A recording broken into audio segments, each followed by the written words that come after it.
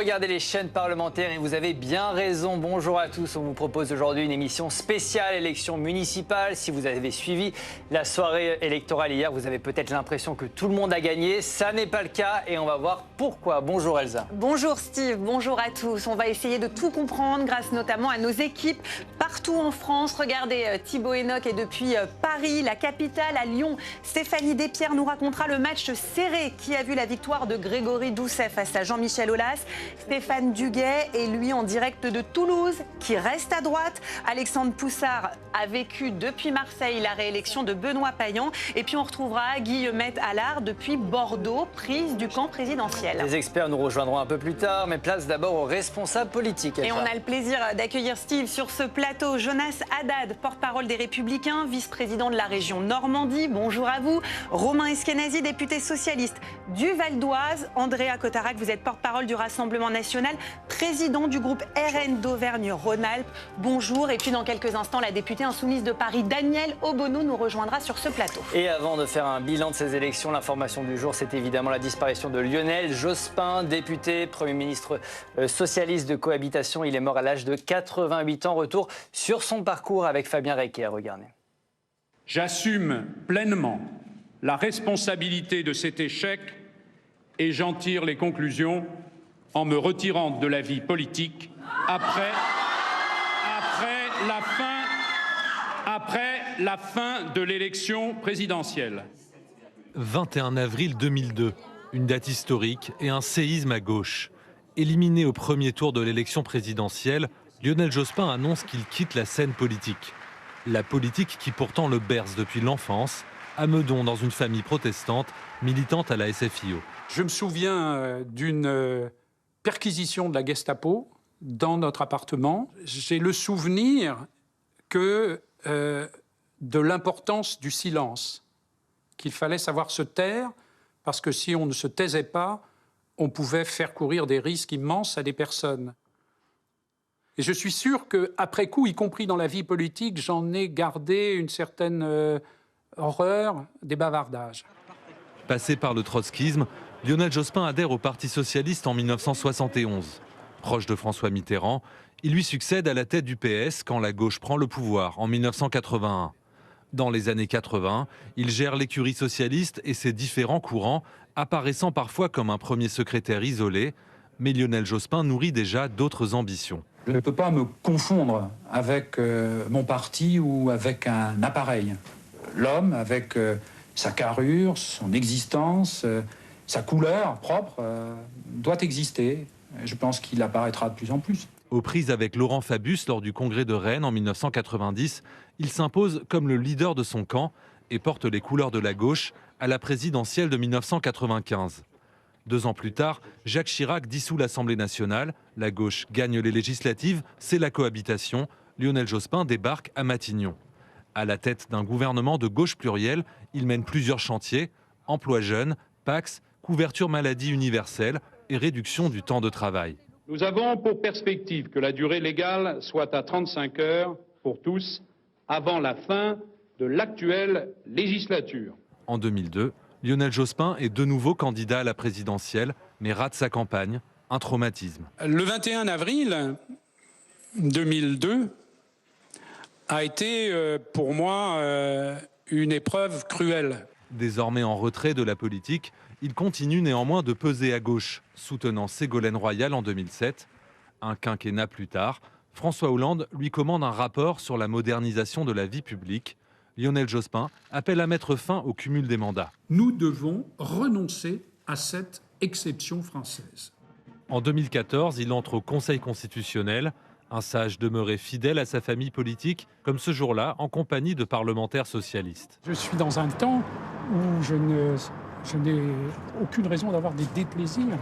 C'est qui vous leur avez dit? Moi, rien. Premier ministre de la plus longue cohabitation sous la Ve République, l'homme du 21 avril 2002 était une figure tutélaire à gauche. Beaucoup de réactions évidemment à cette disparition. Bonjour Jean Glavany.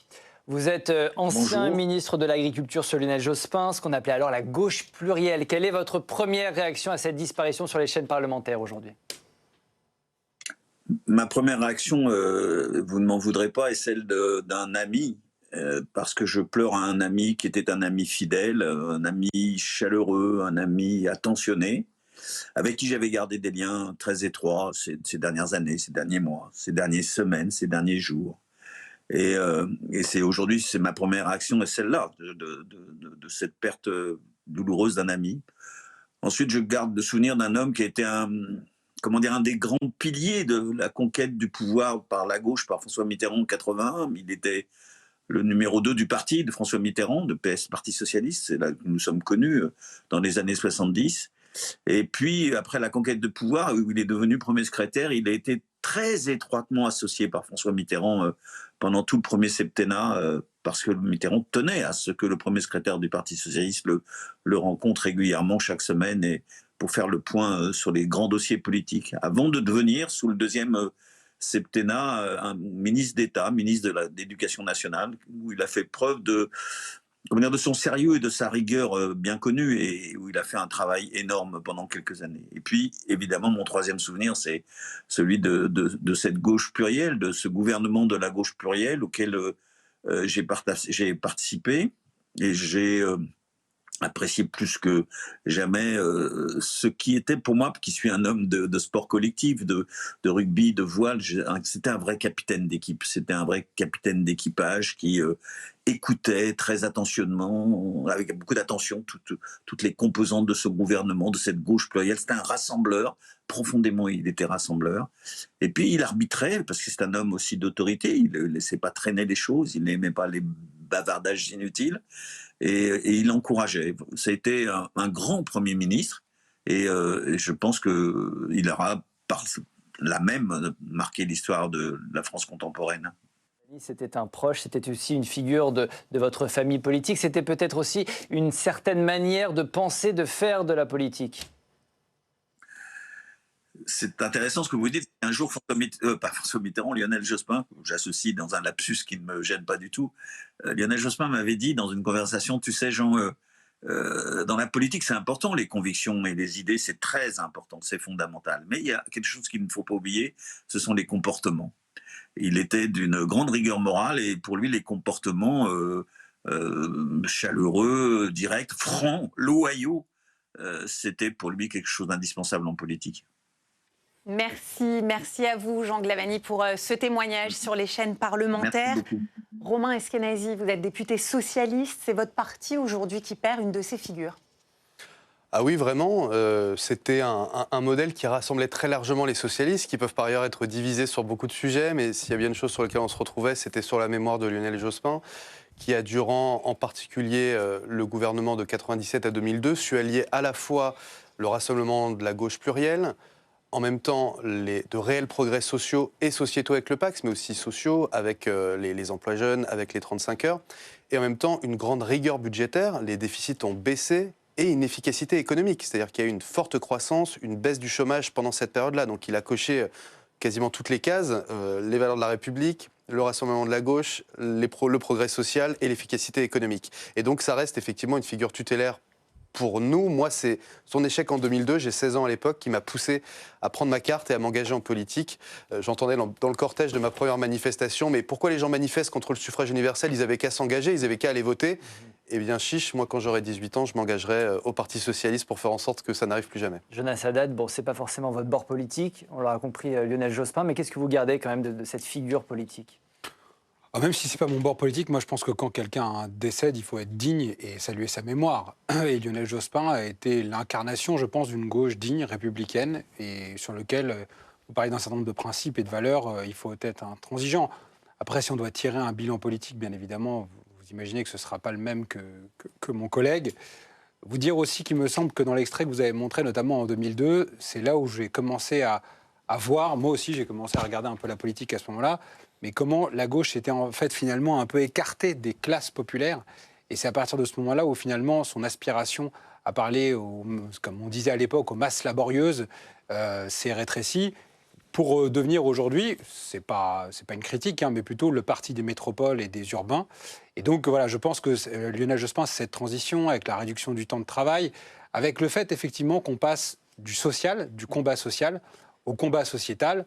Peut-être que c'était un héritage de son trotskisme, mais encore une fois, je trouve que par rapport à ce qu'on a aujourd'hui à gauche, bien évidemment, il faut rendre hommage à ce qu'était Lionel Jospin et à sa rigueur. On va parler évidemment de ces élections municipales, mais Andrea Cotarac, peut-être c'est aussi l'homme du 21 avril, Lionel Jospin, qui se retire de la vie politique par pudeur, par honte aussi d'avoir permis à votre parti d'arriver au deuxième tour de l'élection présidentielle. Oui, 2002, c'est loin et en même temps c'est proche. Ça nous fait penser un peu à Estrosi, hier, qui a quitté la vie politique française. J'ai pensé à Lionel Jospin hier soir. Vous parlez d'un séisme, puisqu'effectivement c'est le Front National qui arrive au second tour et plus la gauche. Ce séisme est un peu long, parce que ça fait quand même un certain nombre de présidentielles où la gauche n'est plus du tout au second tour. Donc c'était le début d'une longue liste. Évidemment que je rends hommage à Lionel Jospin, évidemment que je présente mes condoléances à l'ensemble de ses proches, mais permettez-moi juste un petit mot sur le fond. Je crois que c'est le début de la victoire de Terra Nova. Vous savez, ce think tank de gauche, proche de la gauche socialiste, qui a expliqué qu'il fallait abandonner les classes populaires, abandonner les ouvriers, abandonner les salariés, les employés, qui se sont tous, en tout cas en grande partie, répertoriés sur le Rassemblement national, et un parti socialiste qui s'est contenté de satisfaire les minorités, la bourgeoisie urbaine, etc. Et c'est aussi un autre monde, puisque Jean-Luc Mélenchon était ministre de l'enseignement professionnel sous le Lionel Jospin, donc il était soumis au Parti socialiste. Vous voyez aujourd'hui que c'est plutôt les socialistes qui sont soumis à la France insoumise. Daniel Obono, Jean-Luc Mélenchon dit de Lionel Jospin que c'était l'homme de l'alliance rouge, rose, verte, quand certains disent que finalement avec la disparition de Lionel Jospin, c'est aussi la disparition d'une certaine gauche. Quelle analyse vous faites-vous aujourd'hui ? Et moi, je rends hommage à ce qui était certainement le dernier Premier ministre d'une gauche social-démocrate digne de ce nom, qui a permis une avancée sociale majeure, que sont les 35 heures, malgré tout le détricotage qui a été fait. Ça allait dans le sens, et ça va dans le sens de l'histoire et de l'histoire du progrès social. Et donc, ça, c'est quelque chose de très fort. Il y a aussi le 21 avril 2002 qui a montré aussi les limites d'une politique qui avait, d'une certaine manière, accepté l'idée que le marché, on ne pouvait rien y faire. Et pour moi, c'est un message de la nécessité d'une volonté politique et d'un volontarisme politique. Donc, je transmets bien évidemment mes condoléances à l'ensemble de ses proches et de ses camarades. Et je garde le souvenir, justement, de la nécessité de continuer à se battre pour le progrès social. Et on voit bien qu'avec la mort de Lionel Jospin, chacun d'entre vous fait aussi des analyses un peu sur ce qui s'est passé lors des municipales. On va y revenir dans un instant, mais on voulait vous partager ces réactions sur la mort de Lionel Jospin. Le président de la République, Emmanuel Macron, salue un grand destin français. Par sa rigueur, son courage et son idéal de progrès, il incarnait une haute idée de la République. Également le président du Sénat, il emmène avec lui, Lionel Jospin, une partie de la gauche laïque, attachée à l'universalisme républicain, qui manquera à la politique française. La présidente de l'Assemblée nationale, Yaël Braun-Pivet, parlait justement du bilan sur la couverture maladie universelle, la parité, les emplois jeunes ou encore le Pacs. Voilà ce qu'on pouvait dire ce matin sur la mort de l'ancien Premier ministre Lionel Jospin. L'autre info du jour, évidemment, c'est ce lendemain d'élections municipales. Tout le monde a gagné ou tout le monde a perdu selon la façon qu'on a de voir les choses. On va essayer de faire un bilan de ce scrutin qu'on a annoncé très serré. On va prendre la direction de Paris où on retrouve Thibault Hénoch. Thibault, les socialistes ont fait la fête une bonne partie de la nuit, je crois. Oui, puisque pour la 5e fois consécutive, les socialistes et leurs alliés écologistes et communistes ont remporté la capitale. Une victoire très nette, 50,5% des voix pour Emmanuel Grégoire qui a gagné 118 000 voix entre les deux tours grâce à une participation en hausse et des reports de voix. La candidate LFI Sophia Chikirou perdant 3 points entre les deux tours, report de voix aussi partiel des électeurs du candidat du centre Pierre-Yves Bournazel. Paris gagné donc pour Emmanuel Grégoire qui a tenu la ligne d'une gauche unie mais sans LFI et qui a fêté sa victoire ici place de l'Hôtel de Ville hier soir effectivement avec Anne Hidalgo scellant leur réconciliation. Paris perdu en revanche pour Rachida Dati avec 40,5% des voix. La candidate LR n'a pas réussi à rattraper son retard issu du premier tour. Ni l'alliance avec Pierre-Yves Bournazel, ni le désistement de Sarah Knafo à l'extrême droite n'auront suffi. Sur les 177 000 suffrages qu'elle pouvait espérer en report de voix entre ces deux tours, elle n'en a rassemblé que 138 000. La candidate LR a reconnu les larmes aux yeux ne pas avoir réussi à convaincre. Merci beaucoup Thibaut Hénoch. Un peu plus au sud, à Marseille, on va retrouver Alexandre Poussard dans la cité phocéenne. Benoît Payan réélu et un Rassemblement national très fort. Et oui, Benoît Payan, élu maire de Marseille, dans un fauteuil face au Rassemblement national. Sa liste du printemps marseillais, qui, on le rappelle, rassemble beaucoup de formations de gauche, notamment les socialistes, écologistes et les communistes. Cette liste a rassemblé 54,3% des voix, devant la liste du Rassemblement national de Franck Alizio, avec 40,3% des suffrages. Et très loin derrière, en troisième position, la liste de Martine Vassal pour la droite et le centre, avec 5,3% des voix. Une victoire nette pour Benoît Payan, même si, on le rappelle, au premier tour, il était sorti au coude à coude avec le Rassemblement national. Il a bénéficié au second tour d'un front républicain à Marseille face à l'extrême droite, et notamment du report des voix des électeurs insoumis, puisque Benoît Payan avait refusé une alliance au second tour avec la France insoumise, et d'une certaine manière, il avait forcé le candidat insoumis Sébastien Delegu à se retirer avant le second tour pour battre le RN. Et d'ailleurs, aujourd'hui, dans une interview au journal Le Monde, le maire de Marseille défend l'union des partis de gauche, mais assume le rapport de force avec la France insoumise. Merci beaucoup Alexandre Poussard. À Paris comme à Marseille, primo sortant, Romain Eskenazi. C'est des bonnes nouvelles pour votre parti, mais vous avez eu aussi des déconvenues hier à Brest, à Clermont-Ferrand, à Tulle. Oui, globalement, les maires socialistes qui avaient fait leur travail ont très largement été reconduits. Je crois qu'il y a 7 villes sur les 10 plus grandes villes de France qui sont dirigées par les socialistes et leurs alliés. Donc, au-delà des considérations nationales, je pense que les Françaises et les Français votent pour un maire et revotent pour un maire ou une équipe qui a fait son travail.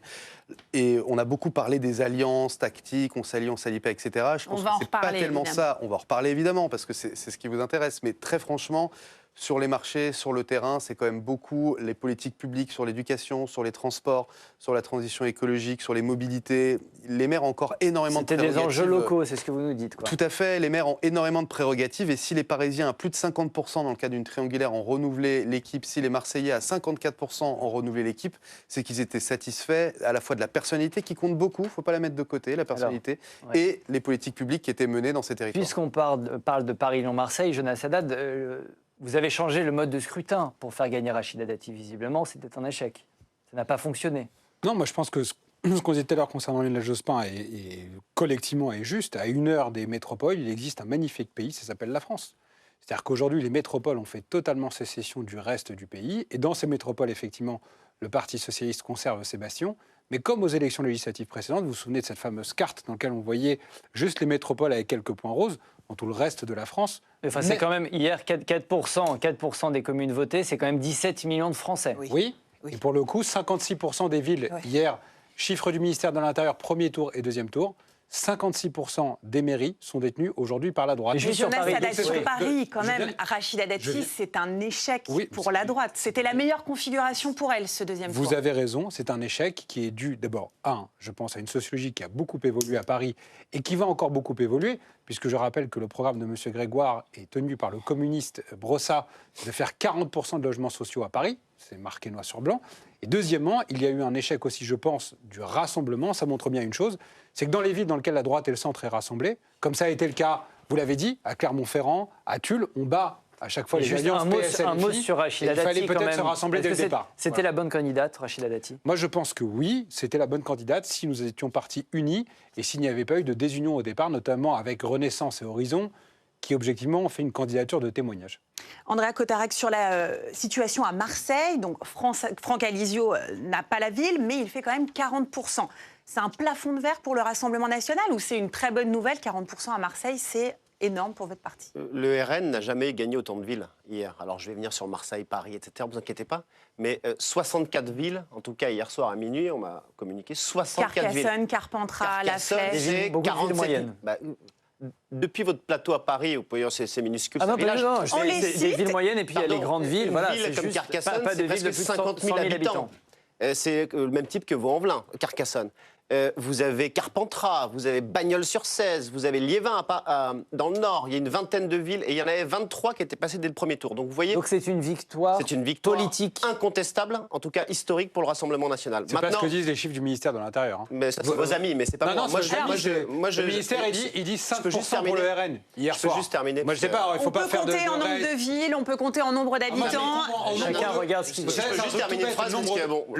Laissez-le terminer, on vous donne la parole. 5%. Allez-y, monsieur Cotarac. Je vous juste faire un sujet, un verbe et un complément. Allez-y, et puis on vous donne la parole, Jonas. Oui, c'est bien. Donc, pour le RN, c'est une victoire historique, c'est-à-dire que jamais le RN n'a eu autant de villes. Vous pouvez dire c'est pas beaucoup, jamais. Là, il n'a rien dit. Sur Marseille, c'est une victoire pour le Rassemblement national, puisqu'on gagne des mairies de secteur, donc d'arrondissement. Donc là, il n'y a pas de plafond de verre. Effectivement, on a eu quelques échecs sur Toulon, où on pensait l'emporter, mais faire quasiment un peu moins de 50%, c'est quand même une énorme victoire dans une ville telle qu'elle. Et pardon... qui a gagné à Toulon, pardon? Excusez-moi. Justement, je vais y venir. Je vais y venir justement. Allez, et on va s'écouter, parler... À gauche, ils sont beaucoup plus sages, à gauche. C'est bien, oui, pour l'instant. On va voir pour l'instant, on reviendra à la question des alliances après. Simplement, mais moi je ne parle pas de la gauche ou de la droite. On a gagné des villes socialistes, comme à La Flèche, depuis 89. Donc des électeurs socialistes ont voté pour le Rassemblement national parce que vous avez détruit les services publics. Vous ne parlez plus aux travailleurs. Donc vous voyez, nous on touche tout le monde. Mais simplement, vous avez parlé de Brest, etc., où vous faites gagner la droite face à la gauche unie, etc. Ouais. Pardon, mais il y a d'autres villes quand même. À Nîmes, par exemple, la droite fait gagner le Parti communiste contre le Rassemblement national. Donc vous voyez, les municipales, c'est une hétérogénéité. Si, vous faites gagner le Parti communiste. C'est juste que vous... Alors, c'est les électeurs qui votent et qui, à la fin, élisent un maire. Tout le monde adore, sauf M. Haddad. Alors, Daniel Obono, on a montré ces deux exemples, Paris à Marseille. Ça ne vous a pas échappé que les deux candidats ont gagné sans alliance avec votre parti, la France Insoumise, deux situations différentes. À Paris, la liste de Sophia Chikirou s'est maintenue, pas celle de Marseille. L'analyse, c'est que quand ils partent tout seuls, les socialistes, ils gagnent?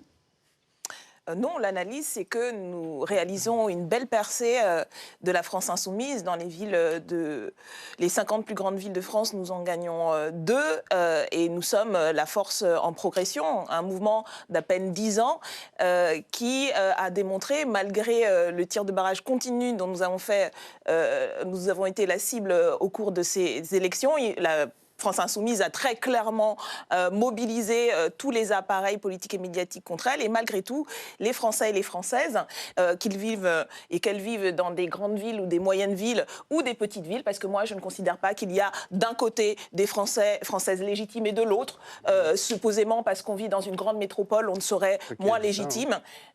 Non, je crois que nous avons réussi à convaincre sur le fond de notre capacité à diriger des villes. Nous avons eu de belles victoires. À Roubaix, à Creil, au Tampon. Nous assumons le fait d'avoir permis de faire battre la droite. Quand nous avons été unis, nous regrettons le fait que souvent, dans une moitié des villes où nous aurions pu mener cette bataille, eh bien d'autres ont passé plus de temps à savonner la planche, y compris leur propre candidat, vous parlez des socialistes que d'aider à battre la droite. Qu'on soit bien clair, quand vous dites ça, vous visez le Parti socialiste. Peut-être pas tout le Parti socialiste, mais je pense que quand on est dans une bataille électorale pour battre la droite et l'extrême droite, on se dirige nos attaques contre la droite et l'extrême droite, pas contre des alliés. Ce qui est bien dommage, parce que je pense que notre pays serait bien mieux avec plus de municipalités de gauche qui mènent des politiques aux Insoumis. Daniel Obono, on a dit que les Insoumis étaient parfois plus durs avec leurs adversaires de gauche qu'avec leurs adversaires de droite ou d'extrême droite. Nous arrivons avec des critiques par rapport à un bilan. Quand nous sommes des adversaires dans un débat politique, nous critiquons sur le fond. Et je crois que nous sommes celles et ceux qui avons porté dans le débat des propositions. Et puis, quand est venue l'heure au deuxième tour de faire des propositions constructives, nous les avons faites. Nous avons proposé des alliances sur le programme pour diriger les villes et des fusions techniques. Ce que nous avons proposé à Paris, vous le savez bien, et des fusions techniques, y compris pour battre l'extrême droite. Ce que nous avons également proposé à Marseille. Vous voyez, nous avons été cohérents jusqu'au bout et je pense que en termes de cohérence, on a besoin quand même de précision, Romain Eskenazi. Parce qu'hier, on entend Olivier Faure. Première déclaration, paf, il tape sur Jean-Luc Mélenchon et ses propos. Alors, je ne sais plus s'il avait parlé d'antisémitisme directement hier, mais en tout cas, il tape sur Jean-Luc Mélenchon alors qu'il y avait tout un... Voilà, après le premier tour, les socialistes, les insoumis se réunissaient pour faire des alliances. Est-ce que vous avez compris ce que voulait dire, ce qu'a voulu dire Olivier Faure hier ? Écoutez, on a tiré beaucoup de conclusions sur les plateaux des alliances nationales par rapport aux alliances locales. Vous savez, moi, dans mon département, j'ai une ville importante de plus de 30 000 habitants, maire sortant divers gauche. En face, il y avait tout un panel de listes qui se sont rassemblés pour le battre. La tête de liste était LR et il a pris des insoumis, la liste insoumise. C'est un collaborateur d'un député insoumis qui était tête de liste. Ça, j'aimerais bien savoir.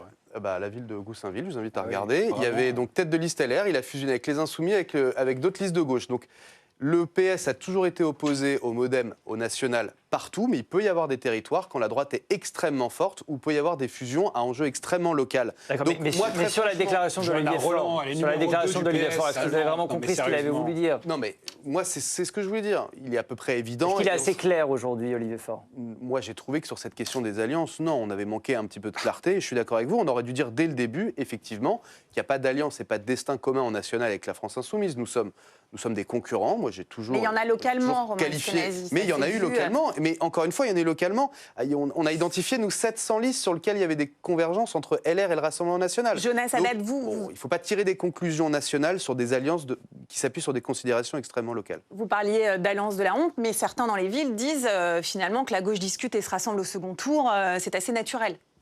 Est-ce qu'à Toulouse, c'est naturel que M. Briançon, qui est un vieux briscard de la politique, se soumette à M. Piquemal et que lorsque le premier secrétaire du Parti socialiste est interrogé, M. Faure, il dit « Si j'avais été à Toulouse, j'aurais voté Piquemal ».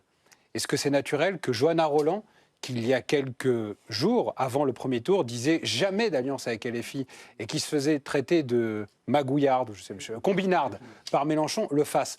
En fait, si vous voulez, c'est ça qui est triste, c'est que non seulement ils ont la défaite aujourd'hui, mais ils ont aussi le déshonneur. Ce qui fait que demain, pour le Parti socialiste, ça va être compliqué au niveau national d'expliquer qu'ils n'aiment pas Mélenchon et de qualifier d'accords techniques ce que nous, on a appelé les alliances de la honte. Je suis d'ailleurs ravi que ce vocabulaire, ce terme, soit repris dans le système médiatique que dénonce Mme Obono, parce que pour le coup, c'est vraiment ça ce que nous dénonçons, l'alliance de la honte. On parlait de Jospin tout à l'heure, et maintenant on fait une alliance avec LFI. De la droite de Rotaillot de ses expressions sur les régressions vers les origines ethniques ou les Français de papier, franchement, laissez la gauche, on a des débats, on a des désaccords. Gérer ses affaires en famille, je vous propose d'aller... Madame, on ne vous laissera pas, vous disiez qu'on était un municipal, donc on ne vous laissera pas. On vous battra à chaque occasion. C'est fini. Allez, vous nous reprochez d'être perdu. Excusez-moi. Madame Obono, coalition avec le gouvernement qui a complètement disparu de la carte. Allez, vous nous reprochez. Vous nous avez reproché d'être trop concentrés sur Paris. Je vous propose d'aller à Toulouse, justement.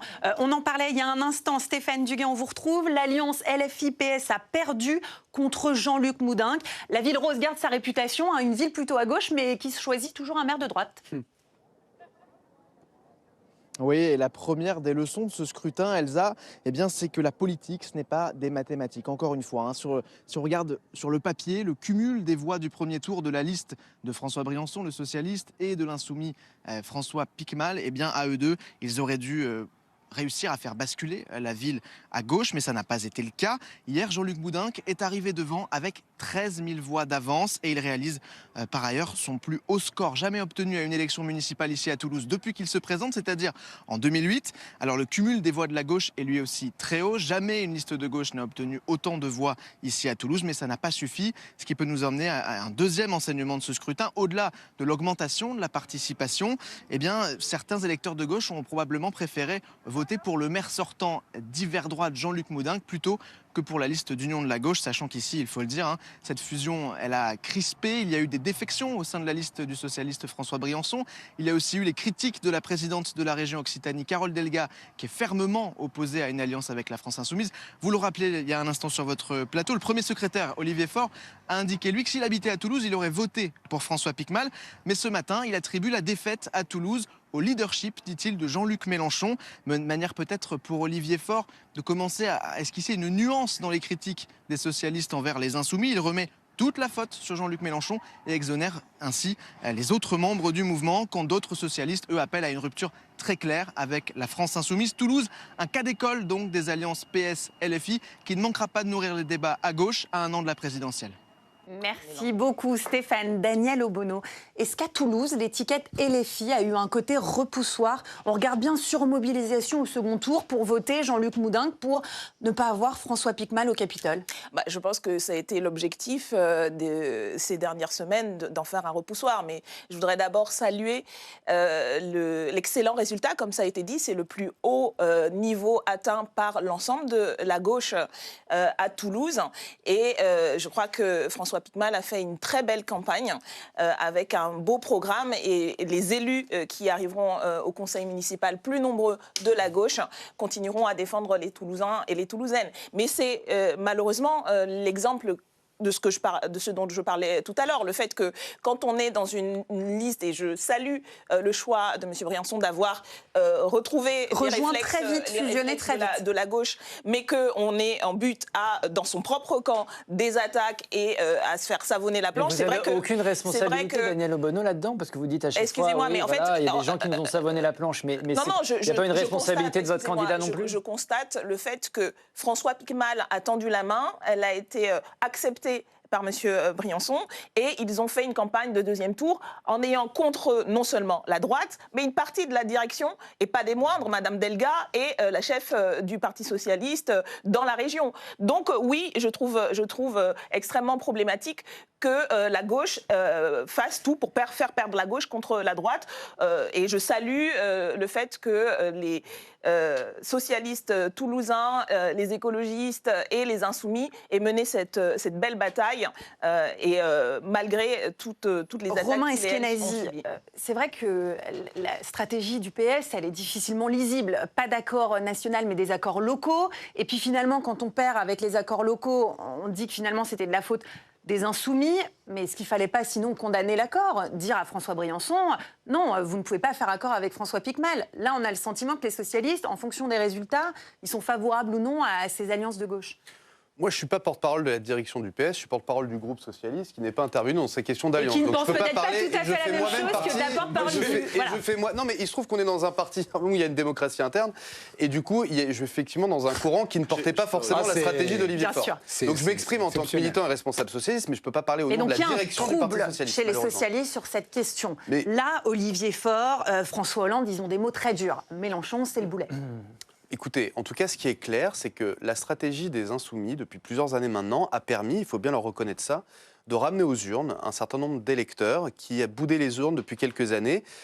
Pour parler franchement, moi, à 20 ans, quand je voulais m'engager pour plus de justice sociale et écologique dans le monde, je prenais ma carte au PS. Aujourd'hui, quand on a 20 ans et qu'on veut s'engager pour plus de justice sociale et écologique, on va plutôt avoir tendance à prendre sa carte chez LFI. Donc, attendez. Et les quartiers populaires. Et on le voit effectivement dans les villes qui ont été gagnées, ils ont réussi à remobiliser. Mais pour autant, cette stratégie, une forme de brutalisation de la vie politique, où effectivement ces nouveaux militants, on cultive encore plus la haine du PS que la haine de la droite et de l'extrême droite. Moi, en tout cas, sur mes réseaux sociaux, je me fais beaucoup plus insulter et attaquer parce que j'ai le malheur de voter différemment de ma collègue à côté par les militants insoumis. Et donc je considère... mais tous mes collègues du Val d'Oise, c'est pareil. Tous mes collègues du Val d'Oise, c'est pareil. Ils sont élus parce qu'ils n'avaient pas de socialistes en face. On a l'illustration physique. Je suis respectueux. On a l'illustration sur ce plateau que parfois les débats sont... Si je peux, je vais finir ma phrase. Et donc, je crache pas sur des électeurs, chère madame. Absolument. Alors on fait tourner la parole. Ma phrase, je voudrais juste aller au bout. Donc je considère qu'ils ont une stratégie de mobilisation d'un certain électorat, mais qu'effectivement, cette stratégie, c'est pour autant un échec qui impose un plafond de verre. Moi, ce que je relève quand même, c'est que les 2 seules communes qui étaient gérées par les Insoumis en France, eh bien, ces villes-là ont choisi de donner le pouvoir à un autre parti. Et qu'il y a eu quelques villes très faibles qui ont été remportées par les Insoumis. Alors, il n'y en a vraiment pas beaucoup. On a peu de temps. Alors, il y a Roubaix, Creil, Vaux-en-Velin, Vénissieux. Alors, et après, Jonas Haddad. Andréa Cotard, vous voulez réagir. Mais demain, les villes insoumises, chère madame. Allez-y. Réagir simplement à ce que dit monsieur le député socialiste. Il a prononcé 4 fois le mot « c'est clair ». Bon, ce qui est clair, c'est que vous n'êtes absolument pas clair. C'est-à-dire qu'à Toulouse, juste avant l'alliance PS vers LFI, M. Faure prend la parole en disant « à l'échelle nationale, pas de LFI ». Bon, ça tombe bien, c'est un accord local. Il explique avant-hier, si j'étais habitant de Toulouse, j'aurais voté pour le candidat de la France Insoumise. Ah ben le lendemain, puisqu'il a perdu, il dit ouais, mais j'habitais pas à Toulouse. Finalement, c'est pas tout à fait. Il n'y a rien de clair. Il y a 2 partis qui sont clairs. Il faut l'avouer. C'est la France Insoumise à l'échelle nationale parce qu'ils savent où ils veulent aller et ils dictent un certain nombre de thématiques auxquelles je m'y oppose, mais ils les dictent, et le Rassemblement national qui a emporté un certain nombre de villes. Les confettis du bloc central ne sont pas clairs, que ce soit pour M. Retailleau ou pour M. Faure, ce n'est pas clair. Jonas Haddad, vous pourrez commenter ce qui se passe à gauche, mais ce qui se passe chez vous. Est-ce qu'à droite, vous êtes tout à fait clair? Parce que Bruno Retailleau, il n'y a pas d'union des droites dans les partis, mais il y a de l'union des droites dans les urnes. Chacun appelle, et d'ailleurs chez vous aussi, Andrea Cotarac, c'est-à-dire que chacun appelle les électeurs de l'autre parti à voter pour les uns pour les autres. Est-ce qu'il n'y a pas aussi une forme de confusion? Vrai, ils se maintiennent. Oui, mais Jordan Bardella a dit qu'il tendait la main à toutes les droites raisonnables. Jonas Haddad. Si je peux répondre, on parlait de Jospin, je citerai Fabius. Parfois, le Rassemblement national pose les bonnes questions, mais n'apporte pas les bonnes réponses. Donc, nous, notre objectif, c'est de parler à cette France populaire, cette France des territoires, pas de nous faire mettre un flingue sur la tempe par les uns par les autres. Quand je disais tout à l'heure que le Parti socialiste, moi, c'est là où je suis pas tout à fait d'accord. Moi, je pense qu'ils sont très clairs. Leur seule boussole, ce sont les postes. Et en fait, c'est ça qui fait qu'ils font des alliances. Je l'appellerai même pas, je l'appellerai même plus le PS, j'appellerai le PSS, le parti du syndrome de Stockholm. Mais répondez peut-être, Jonas Haddad, sur les LR, parce qu'on parle de la gauche. Mais je vais dire sur eux-mêmes. Plus ils se font cracher dessus par LFI, plus ils se font cracher dessus par Mélenchon qui dit les tout blancs, les tout moches, Picmal qui dit qu'il ne veut pas de Babtou sur sa liste, plus ils continuent à faire alliance. Donc ça n'est que pour les postes. Et chez vous, Madame, vous Jonas Haddad, n'êtes pas journaliste, Madame Obono, pas encore. Je sais que quand vous serez au pouvoir, vous choisirez les médias. C'est le jeu. Chacun parle un peu des autres et c'est plus facile. Concernant les Républicains, nous, on a été très clairs. On est la seule force politique qui est indépendante, qui a décidé d'incarner une troisième voie entre une gauche qui est mélenchonisée, le Rassemblement national qui a été aussi assez clair, qui a eu effectivement dans le Sud l'alliance avec Éric Ciotti. Laissez-le terminer. Partout, quoi. Et donc, résultat des courses, je le redis, les résultats sont là. Voilà. Et donc, c'est le résultat. Moi, je dirais c'est un peu la France des PME. Les résultats sont là, sauf peut-être à Lyon. On va prendre la direction de Lyon, où la remontada a bien eu lieu pour l'écologiste Grégory Doucet. On retrouve Stéphanie Despierres qui est sur place. Stéphanie, victoire ric-rac, mais victoire quand même pour le maire sortant. Ça passe de justesse, mais ça passe à 2762 voix près pour l'écologiste Grégory Doucet qui conserve la mairie de Lyon. Déjouant tous les pronostics unis à toute la gauche au second tour, il a donc gagné contre Jean-Michel Aulas, soutenu lui par la droite et le centre. L'ancien patron de l'Olympique lyonnais s'était lancé en politique avec un objectif, récupérer Lyon, tenu par les écologistes depuis 2020. Pari raté. Sa notoriété n'a pas suffi à faire oublier un débat catastrophique avant le premier tour et un programme mal compris, même chez les pourfendeurs de Grégory Doucet. Mais la dernière surprise de cette élection pleine de rebondissements, c'est que Jean-Michel Aulas ne reconnaît pas sa défaite. Vu le score serré, dès hier soir, il a annoncé déposer un recours. Il dénonce, je cite, de très nombreuses irrégularités lors du vote. Du côté de Grégory Doucet, pas franchement d'inquiétude. On fustige l'attitude de mauvais perdant de l'ex-président du club de foot et on se prépare à diriger Lyon pour un second mandat. Merci beaucoup Stéphanie Despierres. Évidemment, énormément de suspense à Lyon quand on a vu l'écart se resserrer. Jonas Haddad, est-ce que la victoire, c'est la victoire de Grégory Doucet ou c'est la défaite de Jean-Michel Aulas? Dans une campagne, la personnalité du candidat compte et de la vie générale, Jean-Michel Aulas a raté sa campagne. En fait, la politique a ses codes et peut-être que Jean-Michel Aulas ne les avait pas. Je ne connais pas l'ampleur des irrégularités qui ont été pointées. On va voir ce que ça donne, parce qu'apparemment, l'écart est assez faible. On parle de 1000 voix sur la ville de Lyon. Deuxièmement... 3000 voix, je crois, et je crois que Jean-Michel Aulas n'est pas très précis quand il a parlé de bulletin nul. On verra ce que ça donne. Et deuxièmement, comme au Conseil de Paris ou comme dans d'autres villes, ce qui est extrêmement important, c'est de regarder la métropole.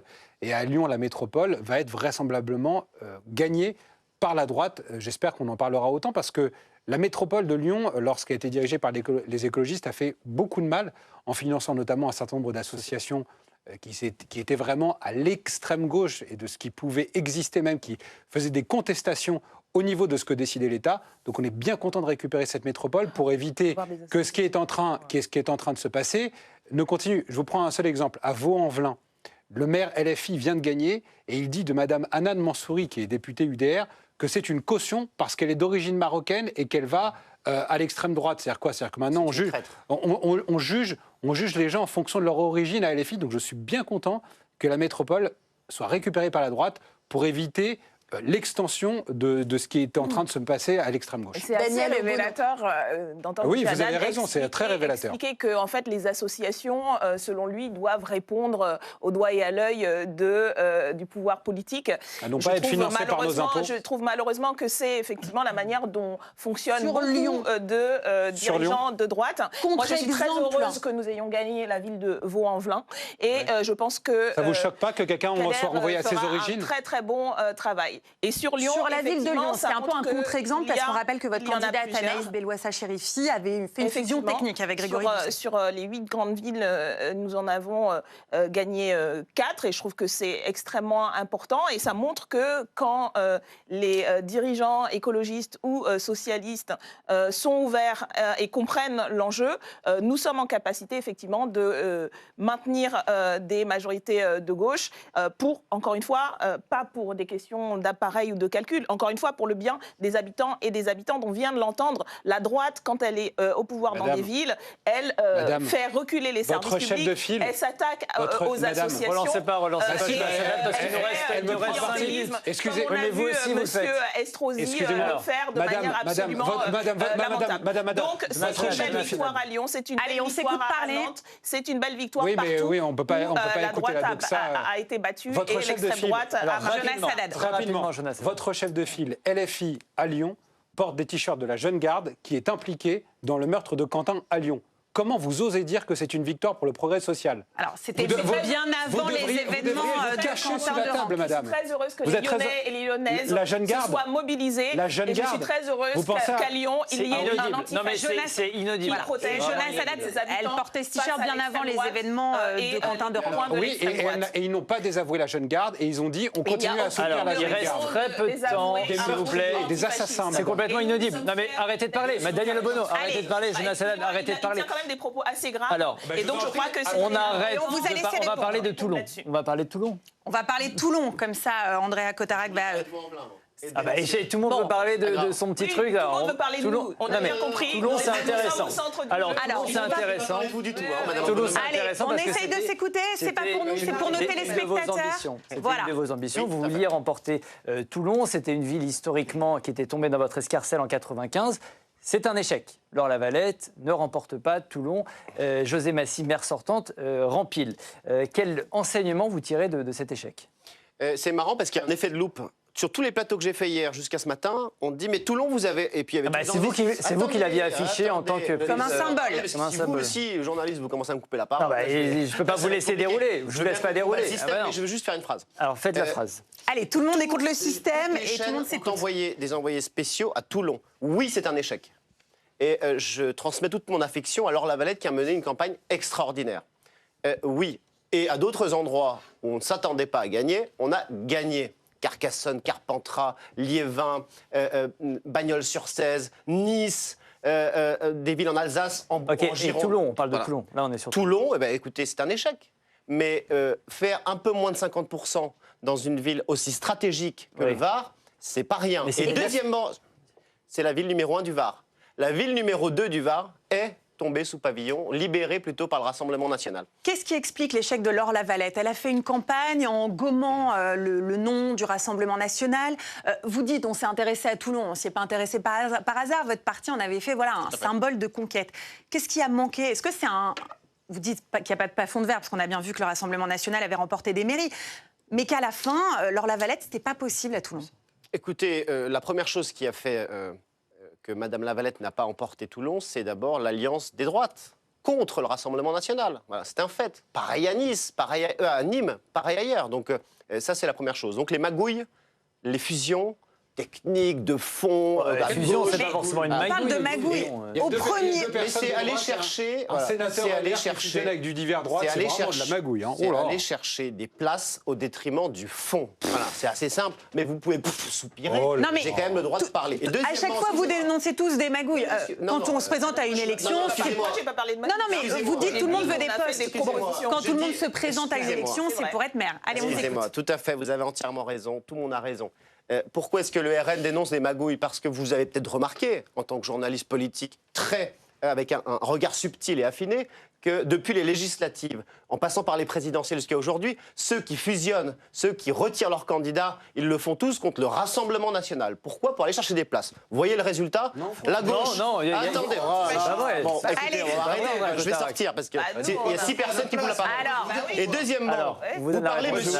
Madame Obono a dit quelque chose d'assez intéressant. Elle a dit LFI a gagné des villes, comme à Vaux-en-Velin, à Vénissieux, parce que le pouvoir en place a détruit les services publics, parce qu'ils n'ont plus parlé aux ouvriers, aux salariés et aux employés. Et vous savez, contre PS Vaux-en-Velin, communiste Vénissieux, ça ne va pas arranger leur débat. Romain Eskenazi.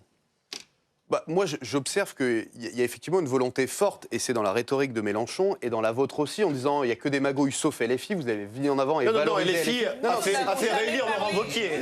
Excusez-moi, je sais que votre rêve, c'est qu'il y ait LFI a réélu Mme Borne et M. Darmanin. Allez, parce que là, il va falloir apprendre à débattre, messieurs, dames. Voilà, vous laissez juste les gens prononcer une phrase. Encore une fois, c'est pas pour le plaisir, c'est pour nos téléspectateurs qui ont envie d'entendre ce que pensent les uns et les autres. Pour les orateurs eux-mêmes, c'est assez désagréable. Donc oui, comme je suis pas d'accord avec vous, je vais dire des choses avec lesquelles vous n'êtes pas d'accord, je vous invite à avoir la discipline de l'écouter quand même. On sait qu'il y a chez LFI et le RN cette volonté d'effacer tous les autres et que finalement la politique se résume à un affrontement entre LFI et le RN. Je constate, moi, que vous avez beau sortir tous les chiffres que vous voulez, moi je suis dans un département de 184 communes, il y a 0 maire LFI, il y a 0 maire RN. Aujourd'hui, la première force dans les territoires, c'est LR, il faut bien le dire.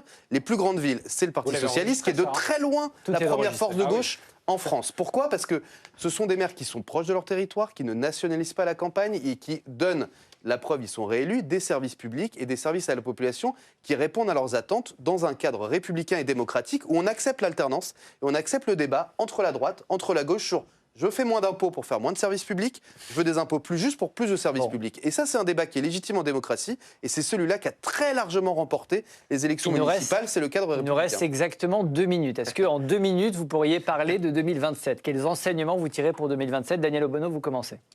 Je pense que les élections municipales montrent la capacité de mobilisation de la France insoumise. Moi, j'appelle toutes celles et ceux qui se sont mobilisés à nous rejoindre parce que, effectivement, en 2027, il y aura un affrontement face à l'extrême droite et qu'il faut donner de la force au bloc populaire. Nous avons commencé avec ces élections municipales à faire des avancées importantes et je pense que 2027 sera un moment de grande mobilisation sociale de notre bloc. Romain. Et nous sommes en capacité de gagner contre la droite et l'extrême droite. Romain Eskenazi, quelle stratégie pour le PS pour espérer se qualifier au second tour en 2027? Moi, je me suis engagé, on a commencé par parler de Lionel Jospin, je me suis engagé en 2002 contre le Rassemblement national, donc je ne vais pas m'engager dans une campagne pour coller des affiches d'un monsieur qui est certain de perdre à 70-30 contre le Rassemblement national. Ça, c'est du pragmatisme électoral. Jean-Luc Mélenchon.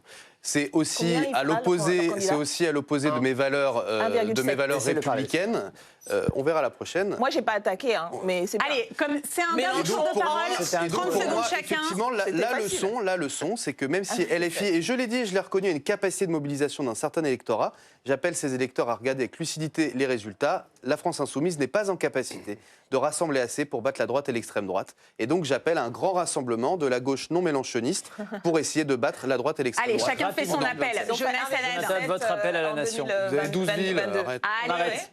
Jonathan, rapidement. Oui, comme quoi j'apprends d'un débat, je vais citer mon contradicteur de gauche. Aujourd'hui, les Républicains sont la première force politique locale. Pourquoi? Parce qu'on a décidé de se concentrer sur la France des territoires. Il y aura la France des métropoles, qui aujourd'hui est composée beaucoup de gens qui sont à la fois dans un système clientéliste. On veut sortir de ce système clientéliste pour redonner de la sécurité et moins d'impôts. C'est assez clair, donc c'est pour ça que notre cap vers 2027, il est assez net. La France des territoires contre ceux qui sont les gagnants de la mondialisation. Andréa Cotarac, pour terminer. Oui, j'ai écouté les LR et le Parti Socialiste. Si en 2022, ils avaient eu un seul candidat, ils n'auraient pas été remboursés, puisqu'ils n'auraient pas fait 5. Pécresse et Madame Hidalgo. Mais parlez de vous. Moi, je vais parler de moi tout de suite. Ah oui, tout de suite. Vous êtes allez. Vous êtes meilleur quand vous faites ça. Ce que je n'apprécie pas, c'est que chaque personne a intervenu en disant l'extrême droite. Que ce soit Madame Obono qui dit ça, je suis d'accord, que ce soit vos journalistes, un peu moins, parce que c'est son point de vue de dire l'extrême droite. De qui vous parlez? Alors, c'est le Conseil d'État. La boussole, c'est le Conseil d'État, extrême droite. Bon, on ne va pas repartir sur ce débat. Moi, je vais vous dire une chose, et je vais parler de moi, du coup, ni du ministère de l'Intérieur, ni du Conseil constitutionnel. Le Rassemblement national, c'est la force populaire. c'est la force populaire. Nous sommes premiers chez les ouvriers, premiers chez les salariés, premiers chez les employés, premiers chez les patrons de TPE. Et donc, nous sommes la France qui bosse. Et je crois, je l'espère, qu'en 2027, on va redonner un peu d'oxygène à ce pays. C'est la fin de ce débat. Merci à tous les cas. C'était pas simple. C'était passionnant. C'était passionnant, mais c'était pas simple. Je le reconnais. Restez avec nous devant votre écran. On va tout de suite continuer à parler des élections municipales avec nos éditorialistes qui nous rejoignent en plateau. Mais avant ça, on va voir ce qu'il faut retenir de ce scrutin. C'est avec Clément Guillonneau. Regardez. C'est une défaite cuisante pour Rachida Dati à Paris. Le candidat de la gauche Aurélie Emmanuel Grégoire a largement remporté l'élection parisienne avec 50,52% des suffrages.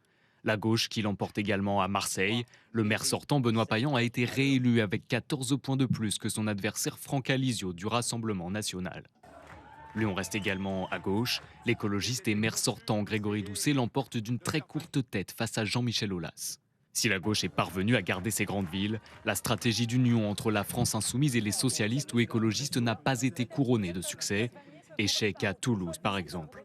Des défaites regrettées par le secrétaire général du Parti socialiste. Ce qui est certain, c'est qu'à un an de l'élection présidentielle, ce qui fonctionne, c'est le rassemblement de la gauche et des écologistes, tel que nous l'avons fait au premier tour des élections municipales. Ce que ce soir je constate, c'est que la France insoumise ne gagne rien. Et pire, c'est que la France insoumise fait perdre. Du côté de la France insoumise, néanmoins, on se félicite des résultats.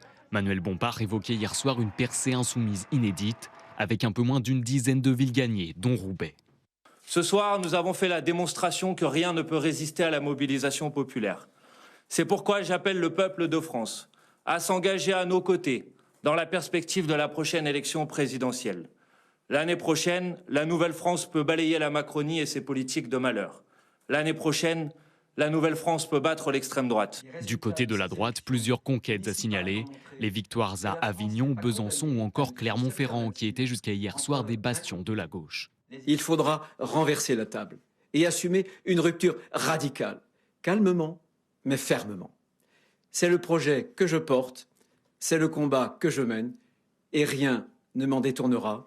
J'y suis prêt pour la République que nous servons et pour la France. À l'extrême droite, le chef du parti Jordan Bardella a estimé hier soir que le Rassemblement national réalisait la plus grande percée de son histoire, avec des victoires à Orange, Carcassonne ou encore Liévin. Jamais le RN et ses alliés n'ont compté autant d'élus sur le territoire français.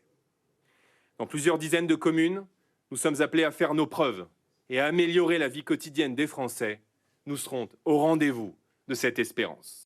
À noter également la victoire du député UDR, allié du Rassemblement national, Éric Ciotti à Nice, issu d'un duel fratricide avec le maire sortant Christian Estrosi.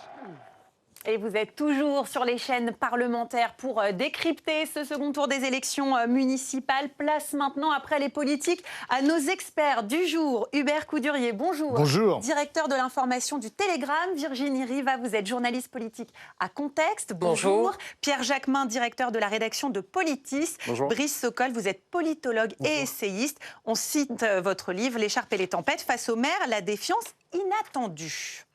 On va commencer par Paris, si ça vous va. Effectivement, la capitale était très scrutée. On va retrouver Thibaut Hénoch. La gauche conserve Paris. Quel bilan peut-on faire de cette élection dans la capitale ? Écoutez, Elsa, la place de l'Hôtel de Ville est revenue calme ce matin, mais hier soir, on y a fêté le triomphe de la gauche à Paris pour la 5e fois consécutive.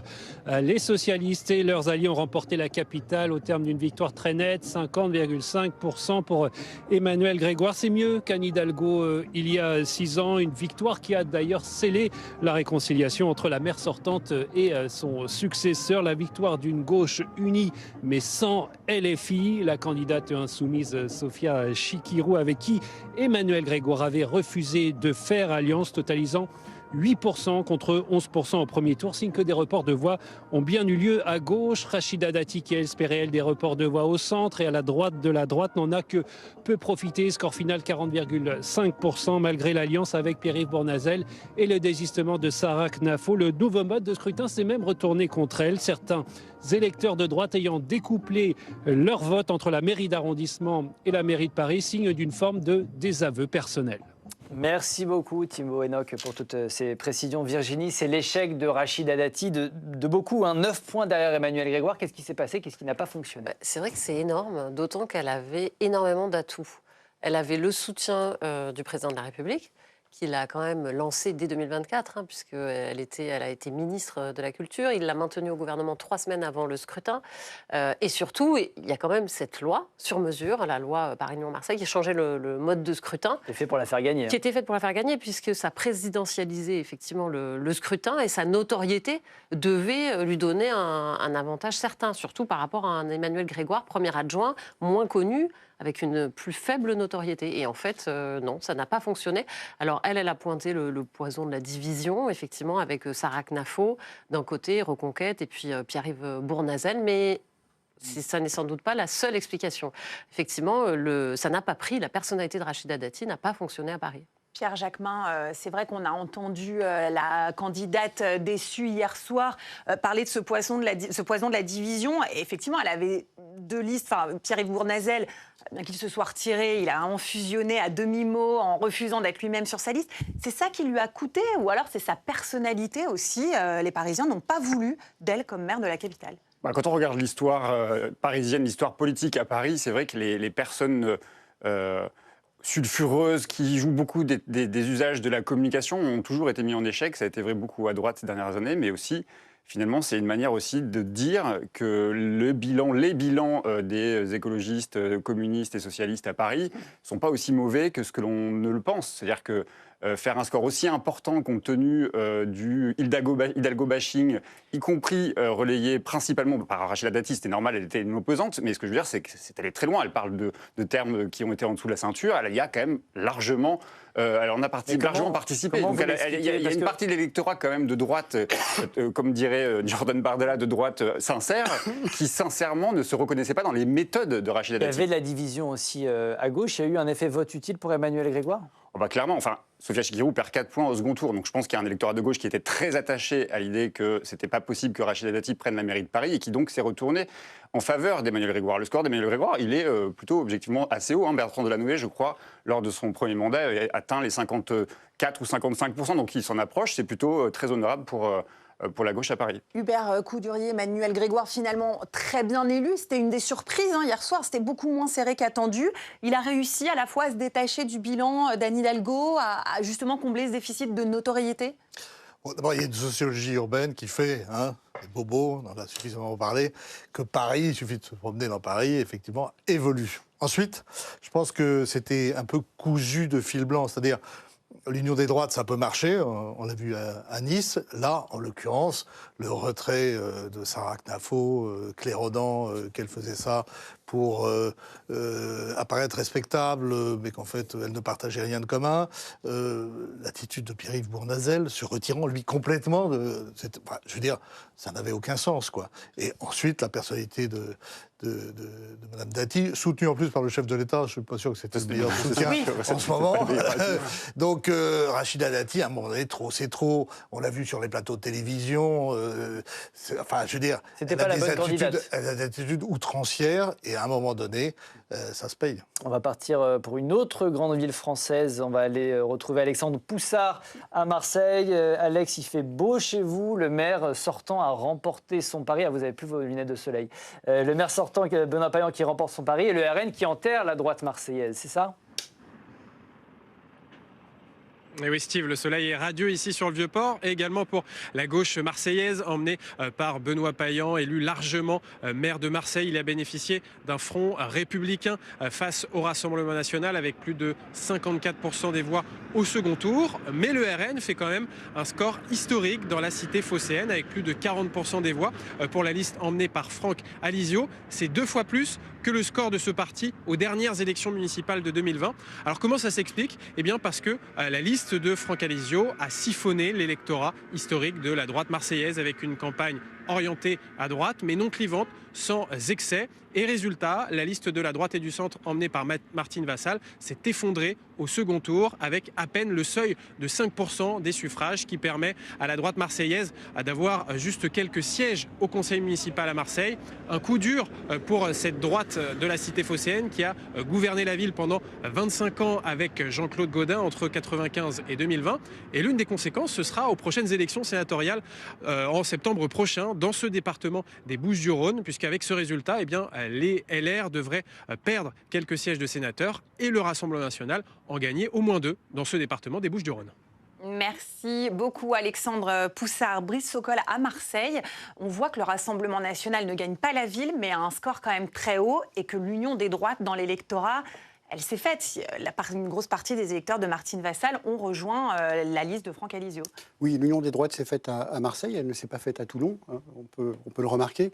Mais Marseille est très spécifique, c'est-à-dire que Benoît Payan a su, dès le premier tour, mettre en œuvre une dynamique un peu comme Emmanuel Grégoire, on en parlait tout à l'heure. Emmanuel Grégoire a eu l'intelligence au premier tour de faire une alliance avec le Parti communiste et avec les Verts.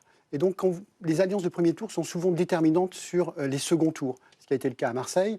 Mais c'est vrai qu'à Marseille, vous aviez la spécificité du Rassemblement national, le danger du Rassemblement national, et peut-être l'intelligence de M. Payan et d'avoir refusé. Il a déposé sa liste très très vite, de pouvoir fusionner ou faire un accord technique avec LFI. Il a pris un risque. Il a pris un risque, le risque a été assumé, le risque a été gagnant, comme celui d'Emmanuel Grégoire à Paris.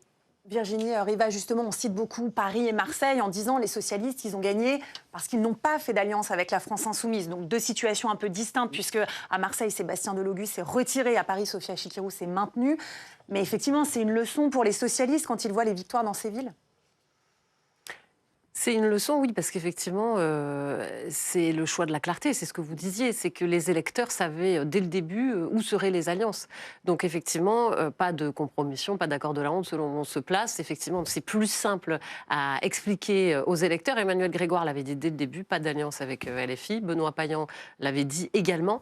Alors après, dans les deux cas, c'est vrai que comme vous aviez un candidat de la droite, soit Rachida Dati, qui peut être un repoussoir pour un certain nombre d'électeurs de gauche, ou que ce soit surtout le RN, effectivement, la stratégie était assez claire. Le Front républicain a pu fonctionner. Et puis à Marseille aussi, le camp, la droite et le camp présidentiel est totalement affaibli. Il a été effondré depuis les dernières législatives. Et là, c'est un champ de ruines avec 5%. Elle diminue encore son score de premier tour. Même question, Pierre, sur la France insoumise. Est-ce que aujourd'hui, c'est devenu aussi un vote repoussoir, un épouvantail pour une partie de l'électorat français, mais aussi peut-être pour une partie de la gauche? Force est de constater que Toulouse, par exemple, les listes où il y a eu des accords avec la France insoumise, elles ont été mises en échec. Donc, et les seules où elles n'ont pas été mises en échec, c'est Lyon et Nantes, mais c'était des accords techniques, c'était même pas des accords programmatiques entre les listes de la gauche rassemblée et de la France insoumise. Donc c'est une évidence qu'une des leçons d'hier, c'est qu'il y a une partie de l'électorat, notamment de gauche, qui fait barrage à la France insoumise. Je pense que c'est vraiment un enseignement d'hier soir, c'est-à-dire qu'il y a le barrage républicain qui s'est opéré dans certaines villes où il y avait l'extrême droite qui menaçait, mais je pense que certaines villes n'ont pas réussi à gagner parce que effectivement il y a eu une... Alors à Toulouse, on a un exemple formidable parce que les voix de gauche à Toulouse au premier tour sont majoritaires, ils dépassent 52-53%, donc c'était une candidature favorable à la gauche a priori au second tour. François Picmal ne bénéficie pas de cette alliance socialiste insoumise parce que pour la peine, la droite s'est quand même beaucoup mobilisée au second tour là où elle n'était pas mobilisée au premier tour, mais c'est certain qu'il y a une partie de l'électorat social-démocrate qui ne voyait pas d'un bon œil la candidature de François Picmal. Je ne sais pas, ça va être des choses qu'il va falloir analyser, je ne sais pas si c'est la figure de François Picmal qui était repoussoir ou si c'est la France insoumise de Jean-Luc Mélenchon. Je pense que ça va être des choses qu'il va falloir analyser parce que François Picmal, c'est pas Jean-Luc Mélenchon. Donc je pense que les insoumis, il va falloir qu'ils arrêtent de fanfaronner comme ils le font depuis hier soir, je pense, parce que oui, il y a eu des grandes victoires. Tout le monde fanfaronne. Tout le monde fanfaronne, c'est vrai. Mais ce que je veux dire, c'est que oui, il y a un ancrage qui est en train de s'installer du côté de la France insoumise, mais ce n'est pas les grandes victoires. Limoges, Toulouse, qui étaient les grandes ambitions des insoumis, n'ont pas été gagnées. Brice Sokol, justement, s'est interrogé pendant cette campagne de savoir si l'étiquette La France insoumise, elle dépendait du candidat ou si finalement, pour les électeurs, c'était le candidat de Jean-Luc Mélenchon.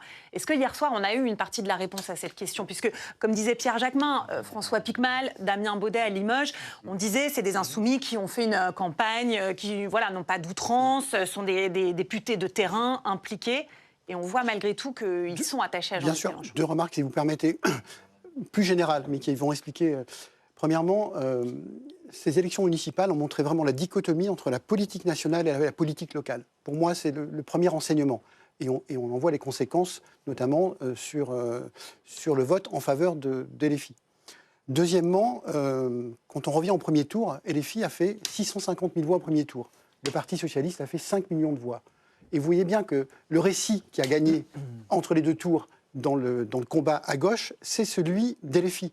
Pourquoi ? Parce que vous avez un récit qui est incarné, et vous avez eu un certain nombre de maires socialistes qui se sont trouvés fragilisés, notamment dans les métropoles et dans les villes moyennes. Vous voyez, vous citiez tout à l'heure, on peut citer Brest, on peut citer Limoges, on peut citer Avignon, Toulouse, Clermont-Ferrand. Donc, ça n'a pas fonctionné.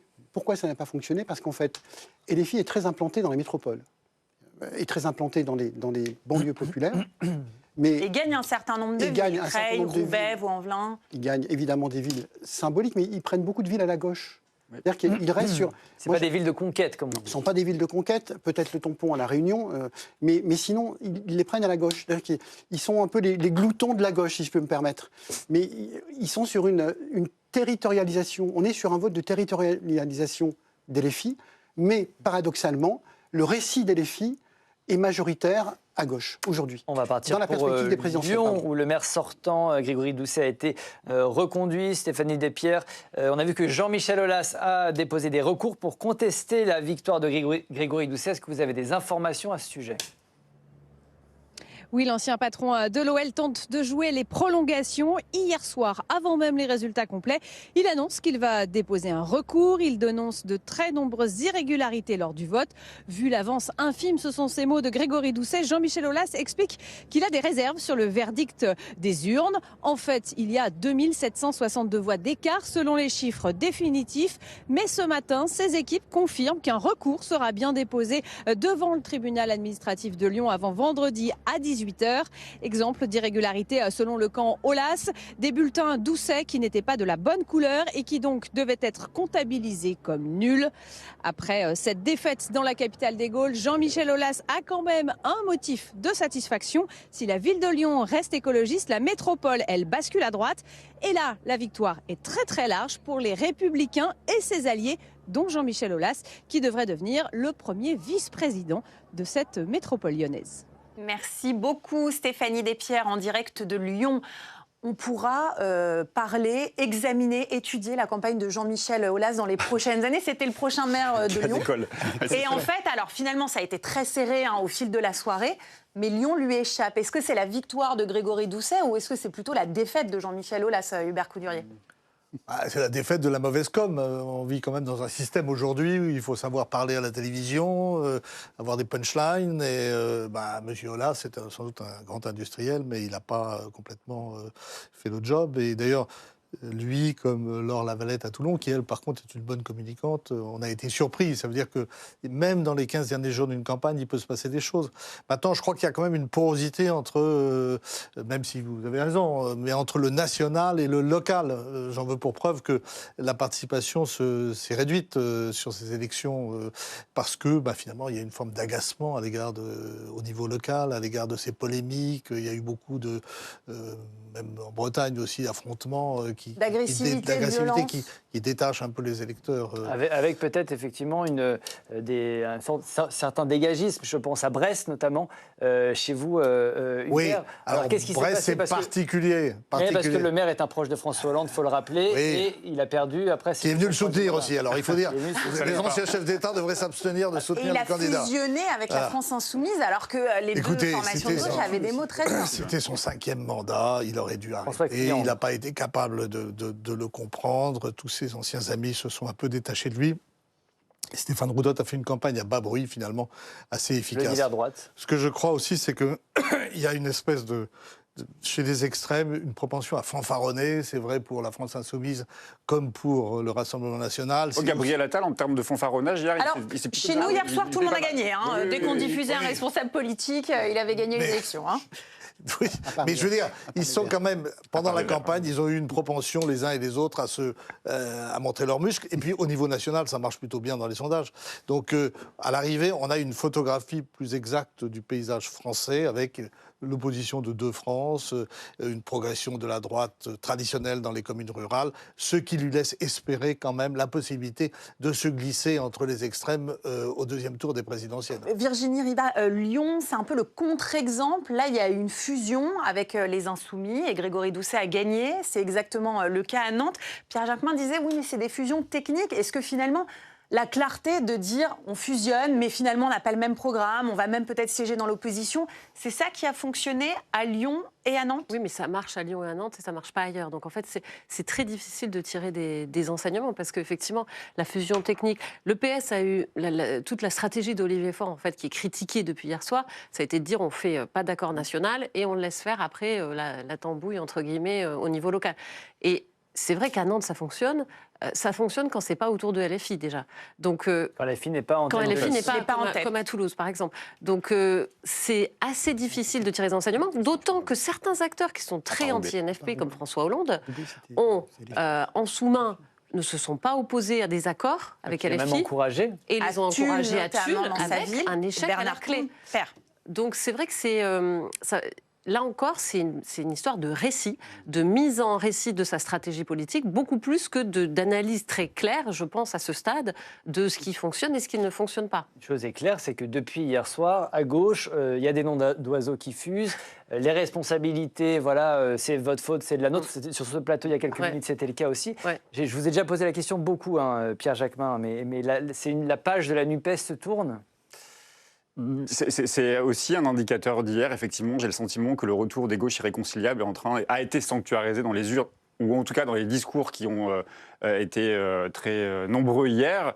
Je pense que c'est une mauvaise lecture des choses, mais peut-être la gauche redeviendra-t-elle raisonnable à un moment donné. Ce qui se passe en Espagne, le gouvernement de la gauche social-démocrate avec la gauche radicale fonctionne et je pense apporte un certain nombre de choses plutôt positives. Qu'il y ait des critiques à émettre de chaque côté, c'est certain. Les socialistes connaissent aussi un essoufflement. Il y a des villes qui ont été perdues parce qu'il y avait des insoumis, mais aussi parce qu'il y a une volonté d'alternance, parce que des barons socialistes sont là depuis très longtemps. La page NUPES n'est pas tournée, en réalité, si la page NUPES est tournée, ça veut dire la gauche qui disparaît du paysage politique. Je ne crois pas que les insoumis soient irréconciliables avec les socialistes. Je ne crois pas que l'électorat soit irréconciliable dans les urnes sur ces deux gauches. Il y a deux gauches qui, certes, se battent le leadership à gauche. Je pense que le Parti socialiste fait la démonstration hier qu'il est encore la principale force de gauche. Les insoumis ont fait, certes, une petite percée, mais encore une fois, si on entend les discours d'une partie des insoumis et une partie des socialistes, qui consiste à dire qu'il y a vraiment deux gauches irréconciliables, je pense que la gauche est morte dans notre pays. Oui, dans la tradition de la gauche française, il y a toujours eu une alliance, le Front populaire, le programme commun, plus près de nous, la NUPES, le NFP. Là, on a vu des accords locaux et territoriaux. Donc le sujet, pour moi, c'est pas tellement l'alliance des gauches, c'est qui sera leader dans cette alliance des gauches. Et c'est Jean-Luc Mélenchon. Et lorsque hier, M. Bompard a pris la parole, je crois, tout de suite, très rapidement, son message était clair, c'était de dire nous allons faire l'alliance des gauches autour des LFI. Donc le débat dans les prochains mois pour le Parti communiste, pour le Parti socialiste, ce sera voilà, cette alliance des gauches, on l'a fait comment, avec qui et qui va être notre leader. Allez, je vous propose de rejoindre une nouvelle ville puisqu'on va se rendre à Bordeaux. Bordeaux, un des succès pour le camp présidentiel, Guillemette Allard, mais c'était loin d'être gagné, hein. Oui, le duel a été ultra serré, mais Thomas Cazenave, l'ancien ministre des Comptes publics d'Elisabeth Borne et de Gabriel Attal, a donc réussi à s'emparer de Bordeaux. C'est la première ville de plus de 100 000 habitants avec Annecy à basculer dans le camp présidentiel. Le député Renaissance de Gironde l'emporte avec 50,9% des voix contre 49,1% pour le maire sortant Pierre Urmic. Une victoire avec seulement 1800 voix d'avance. 1800 voix, c'est moins que le nombre de bulletins blancs exprimés hier, moins aussi que le nombre de bulletins nuls. C'est vous dire si le résultat était incertain. Rien n'était joué car beaucoup d'électeurs de Philippe de Sertine ont été choqués par les conditions du retrait de l'économiste qui a évoqué des menaces et des pressions. Mais finalement, Thomas Cazenave a suffisamment réussi à rassembler derrière lui la droite et le centre. Désormais, il va s'atteler à rassembler encore plus largement tous les Bordelais. C'est en tout cas sa promesse pour Bordeaux. Bordeaux qui devient donc la nouvelle vitrine du macronisme. Merci beaucoup, Guillemette Allard. Alors, Gabriel Attal avait une bonne raison de se réjouir hier. Alors, il y a eu Annecy, il y a eu Bordeaux. Effectivement, on avait le sentiment qu'il allait un peu enjamber ce scrutin. Et puis, comme il pouvait gagner Annecy et Bordeaux, il s'est un peu réveillé, le patron de Renaissance. Ouais, finalement, c'est vrai que tout le monde critiquait cette stratégie parce que pas de vote sanction analysable, effectivement. Donc, stratégie d'évitement. On se disait, à 1 an des présidentielles, c'est politiquement peut-être un manque de courage aussi. Et en réalité, le pari s'avère plutôt, on peut dire plutôt gagnant, effectivement, avec ces deux grandes villes. Une source chez Renaissance nous disait avec délectation hier soir, d'ailleurs, nous, on gagne 2 grandes villes. Horizon en perd une, Nice, et le Modem perd Pau. Donc effectivement, au sein du bloc central, c'est gagnant. Donc sa stratégie n'est pas si folle. Et puis, il y a eu l'aide de Bruno Retailleau, effectivement, qui a obtenu le retrait de Philippe de Sertine. Donc c'est vrai que unis, derrière une personnalité compétente, ministre, député assez reconnu de tous, Thomas Cazenave, effectivement, c'est un pari gagnant pour Gabriel Attal. Puisqu'on parlait de fanfaronnade, Gabriel Attal était très très content effectivement après cette victoire hier. En fait, c'est la présidentielle qui est lancée aujourd'hui, Brice Sokol. C'est ça. On a entendu Bruno Retailleau, il y a les déclarations de Gérald Darmanin, ça y est, et Gabriel Attal est dans les starting blocks aussi. Ce qu'on a senti dans les déclarations de chacun hier, la première était celle d'Édouard Philippe. Je ne sais pas si vous avez écouté le discours d'Édouard Philippe hier, bien évidemment que oui. Mais en fait, il s'adressait à la fois aux Havrais, mais il s'adressait également aux Français. Donc on voit bien que cette compétition, si je puis dire, des centres est lancée depuis hier entre Renaissance et Horizon.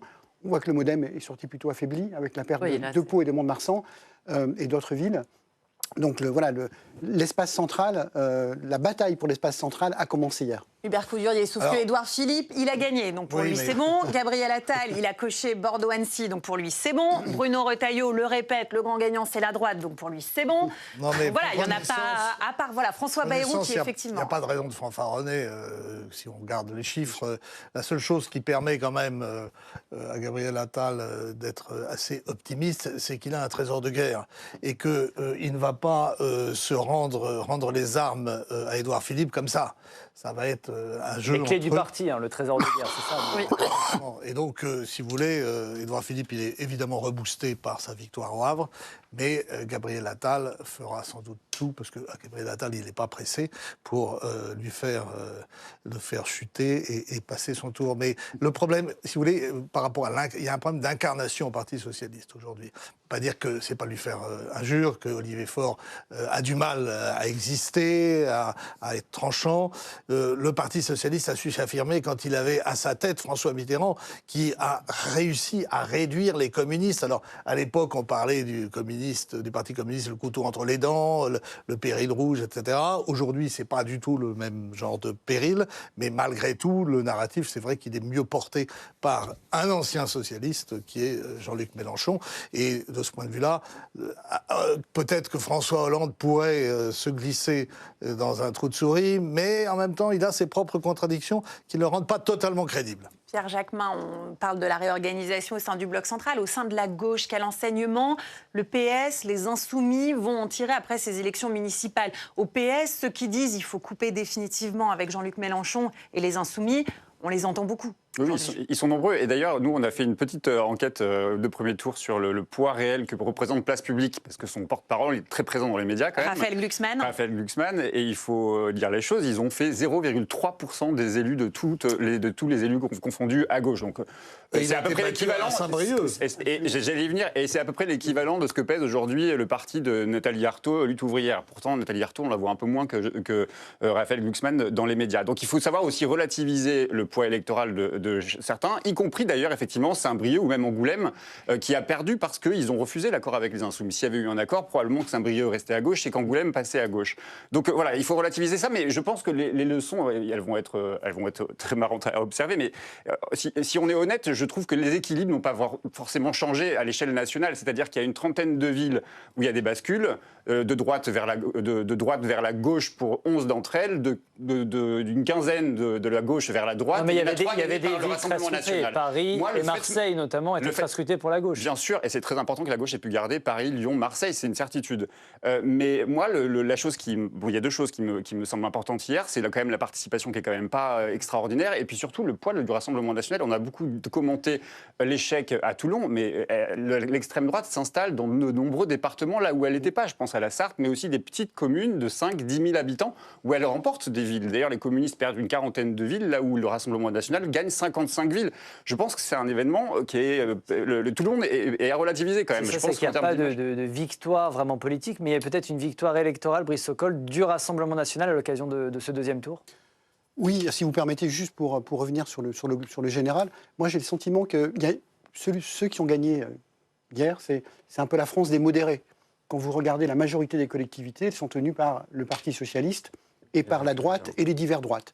Donc pour moi, la France des modérés a gagné les élections municipales. Après, évidemment, il y a deux phénomènes. Il y a d'abord une territorialisation, dans le sens territoire du terme, des LFI, voilà, à l'échelle locale. Et puis, vous avez, comme vous le dites justement, un ancrage du Rassemblement national. Alors on s'est dit, mais il s'ancre essentiellement sur le pourtour méditerranéen, dans le Nord-Pas-de-Calais, mais pas que. Quand on regarde ce matin la liste, j'ai reçu la liste que je n'avais pas vue de toutes les communes gagnées par le Rassemblement national, ça va bien au-delà de cette géographie. Donc je pense qu'il faut le souligner, c'est-à-dire que le Rassemblement national, dans le rural, dans le périurbain, sur le bassin méditerranéen, dans l'Est de la France et dans le Nord, gagne des parts de marché. Et donc, dans la perspective des élections municipales, c'est un récit qui va évidemment compter. Donc on rigole un peu en disant tout le monde a gagné, mais en fait chaque formation politique a des raisons quand même de dire finalement on crante un peu des territoires. Il y a des plateformes verts qui sont apparues pour LFI et le RN qui n'ont pas réussi à conquérir des grandes villes. Mais attention justement aux effets de loupe. C'est ce que me disait un acteur politique. Le seul précédent c'est 2001. 2001 c'est la dernière fois que des municipales se sont déroulées à 1 an de la présidentielle. 2001 on a donné la gauche ultra victorieuse parce qu'elle avait réussi à conquérir Paris et Lyon. Et 1 an plus tard, c'est Lionel Jospin qui est éliminé dès le premier tour, avec un Rassemblement national hyper haut. Donc en fait, quand vous dites c'est le camp des modérés, c'est vrai, c'est ce qui ressort aujourd'hui, mais ça ne veut pas dire que dans 1 an, la bataille Alors, dans l'oreillette, on dit on aime les invités qui font de bonnes transitions. Vous m'avez fait la transition, Virginie, effectivement. L'info politique de ce lundi, c'est la disparition de Lionel Jospin, ancien Premier ministre socialiste, député, Premier ministre de cohabitation sous Jacques Chirac. Il est mort à l'âge de 88 ans. Il a marqué beaucoup de responsables politiques, évidemment, à gauche. Il a aussi laissé un souvenir en Haute-Garonne, où il a été élu pendant 16 ans, conseiller régional, député. On retrouve Stéphane Duguet depuis Toulouse. Stéphane, vous êtes avec la sénatrice socialiste Émilienne Poumirol. Oui, bonjour Émilienne Poumirol. Vous l'avez beaucoup connu, vous, Lionel Jospin, ici en Haute-Garonne. Qu'est-ce qu'il représente pour vous aujourd'hui ? Lionel Jospin, c'est pour nous, je dirais, l'ensemble des socialistes de France et d'ailleurs, le modèle, l'exemple, et vraiment notre mentor, et je dirais certainement le dernier grand penseur de ce que doit être le socialisme. Il est décédé par hasard le jour où on a les résultats des élections municipales. On a beaucoup parlé d'union de la gauche. Il a fait la gauche plurielle. Qu'est-ce qu'on doit garder comme leçon sur l'union de la gauche de Lionel Jospin, selon vous ? Lionel Jospin, en 97, sait faire la gauche plurielle, avec des écologistes, des communistes, des ministres de différents bords. Et je crois qu'il a bien montré que la gauche unie peut arriver au pouvoir et qu'on doit retenir cette leçon encore aujourd'hui, parce que seul on n'y arrivera pas et que vraiment l'union est la seule solution pour arriver à avoir un gouvernement de gauche vraiment et qui défende un socialisme tel que lui le défendait. Il y a beaucoup de mesures de Lionel Jospin. On peut parler par exemple des 35 heures. Vous, c'est laquelle que vous allez retenir de son passage au gouvernement ? Alors, bien sûr, les 35 heures, mais aussi la CMU, l'APA, toutes les mesures sociales. Le fait qu'en 2002, on a un budget de la sécurité sociale qui est excédentaire, ce qu'on n'a plus revu depuis. Et c'est pour moi l'effet marquant, c'était cette justice sociale qu'il avait voulu mettre en place. Toute dernière question, Émilienne Poumirol. Olivier Faure appelle à un hommage national. Est-ce que vous appelez à la même chose et est-ce que vous espérez qu'il y a un hommage particulier qui lui sera rendu au Sénat ? Bien sûr, j'espère que... Cela dépend de la vie de la famille, bien sûr, et on ne peut pas se mêler de ça, mais j'espère bien que, vu ce qu'a représenté Lionel Jospin pour nous tous, et pour la France en particulier, j'espère qu'il lui sera rendu un hommage national, parce que vraiment il le méritait. Merci beaucoup, Émilienne Poumirol, sénatrice de Haute-Garonne, à notre micro. Merci à vous, Stéphane Duguet. Hubert Coudurier, beaucoup ont l'image en tête, cette image de Lionel Jospin qui annonce qu'il se retire de la vie politique le 21 avril 2002. C'est ce qui reste aussi de lui ? Il y a eu quelque chose d'incompréhensible dans sa défaite. Voilà un homme qui est nommé Premier ministre à la suite d'une dissolution malencontreuse, qui est porté par une économie florissante. Je crois qu'il y avait 3 ou 4 points de croissance. Ça commence à basculer, je me souviens, lors du retour d'un voyage en Israël, où il est allé visiter l'université de Birzeit, et il a commis l'erreur de dire que le Hezbollah était un mouvement terroriste. Il se fait caillasser. Il est convoqué à l'Élysée par Jacques Chirac, qui en profite pour reprendre la main sur le plan diplomatique. Ensuite, il a des propos un peu malencontreux sur le président en disant qu'il est usé, vieilli, etc. Et puis, il y a la révélation aussi latérale de son trotskisme qui était un peu inavoué. Mais enfin, ça a été un mandat pendant 5 ans, avec des conquêtes sociales, on rappelait les 35 heures, une économie prospère, et puis on voit Jean-Marie Le Pen qui déboule et qui se fait qualifier au 2e tour. Mais les socialistes étaient totalement ébahis, enfin, ils ne comprenaient pas ce qui leur était arrivé. Sur le bilan, peut-être l'héritage politique à gauche, Pierre, qu'est-ce que vous en retenez, vous, de Lionel Jospin ? D'abord, pour moi, c'est un intellectuel en politique. Et à travers ce côté penseur qui a été rappelé par la sénatrice, c'est aussi une forme d'intégrité, une forme d'honnêteté intellectuelle à faire de la politique. Et c'est aussi une méthode, une manière de faire de la politique, qui n'est pas une manière brutale de faire de la politique. Il a réussi à rassembler les communistes, les socialistes, les écologistes, ce qu'on a appelé la gauche plurielle. C'était déjà une prouesse importante, mais c'était aussi une forme d'intelligence politique que de vouloir rassembler et de respecter. Surtout, c'était ça qui était très important, respecter les sensibilités, y compris jusqu'à la gauche socialiste, où Jean-Luc Mélenchon a été nommé ministre de Lionel Jospin, dont il était absolument fier, et ça fait partie de cet héritage qu'il se revendique, Jean-Luc Mélenchon. Donc moi, je retiens ça, je retiens évidemment ces grandes réformes qui, moi je crois que quand on fait de la politique, c'est pour améliorer la vie des gens. Je pense que Lionel Jospin fait partie de ces hommes d'État, de ces hommes qui ont été en responsabilité, qui ont changé en bien la vie des gens. Virginie Riva, Hubert Coudurier le rappelait, il avait perdu énormément de points quand il avait dit que Jacques Chirac était fatigué, vieilli, gagné par une certaine usure du pouvoir. Quand on voit la violence aujourd'hui en politique, on se dit que cette phrase-là, elle a choqué à l'époque, alors qu'elle nous paraîtrait aujourd'hui à la limite du compliment. C'était vraiment aussi une autre époque ? Oui, non pas que la fidélité ou les trahisons ont toujours existé dans la vie politique, mais sans doute effectivement une forme de reconnaissance, de loyauté, disons, entre les deux têtes de l'exécutif, qu'on reproche encore aujourd'hui. Regardez quand même Édouard Philippe, Gabriel Attal. Aujourd'hui, ça passe très mal. Ça les a fait dévisser dans les sondages, effectivement. Ces phrases-là, sans doute, n'auraient pas été acceptées. Et puis, je pense qu'il y a peut-être aussi quelque chose qu'on n'avait pas analysé à l'époque, mais c'est aussi l'importance du contexte géopolitique sur les votes. Le 11 septembre a changé la face du monde, la vision de la France. Aujourd'hui, on peut imaginer que la guerre en Iran, le 7 octobre, aussi, on le sait d'ailleurs, aujourd'hui on en parle davantage, dans la progression du vote, et notamment dans la percée LFI, dans la progression du vote RN, tout ça a aussi un impact très fort et ça pourra dessiner aussi un autre visage de la campagne. Brice Sokol, puisque sa mort intervient au lendemain des élections municipales, Jean-Luc Mélenchon dit c'était la gauche justement rose, verte et rouge, alors que d'autres disent non, c'était une gauche qui n'existe plus maintenant.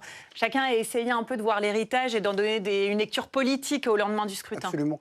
Bon, moi, ce que je retiens de Lionel Jospin, c'est l'honnêteté, l'intégrité intellectuelle, et puis surtout quelque chose peut-être qui manque à la gauche aujourd'hui, je ne suis pas donneur de leçons, mais c'est ce pragmatisme. Parce que Lionel Jospin, il a été l'homme des 35 heures, il a été l'homme des emplois jeunes, mais il a été aussi l'homme qui a le plus privatisé dans ce pays, le nombre d'entreprises. C'est Lionel Jospin, il ne faut pas l'oublier. Et je me souviens, l'entrée en campagne de Lionel Jospin en 2002, il déclarait, je vais citer, « Je suis socialiste d'inspiration, mais le projet que je propose au pays n'est pas un projet socialiste. Il est une synthèse de ce qui est nécessaire pour la France. Il est la modernité. » Donc, il y avait cette phrase aussi, l'État ne peut pas tout. Et l'État ne peut pas tout. Je me souviens lorsqu'il est allé chez Michelin, évidemment. Ouais. Mais c'était ça aussi Lionel Jospin, c'est un socialisme pragmatisme. Eh bien, merci infiniment à tous les quatre d'avoir décrypté ces résultats des élections. Merci à vous de nous avoir suivis. On tient à remercier évidemment toutes les équipes des chaînes parlementaires. Il y a ce que vous voyez, ce que vous ne voyez pas. Toutes les équipes éditoriales, les équipes techniques, sur le terrain, en plateau, en régie, aux rédactions d'LCP et Public Sénat. Merci infiniment pour votre fidélité aux chaînes parlementaires. On se retrouve pour de prochaines soirées électorales et puis beaucoup d'émissions, parce qu'on l'a bien compris, c'est la présidentielle qui s'ouvre. On est prêts.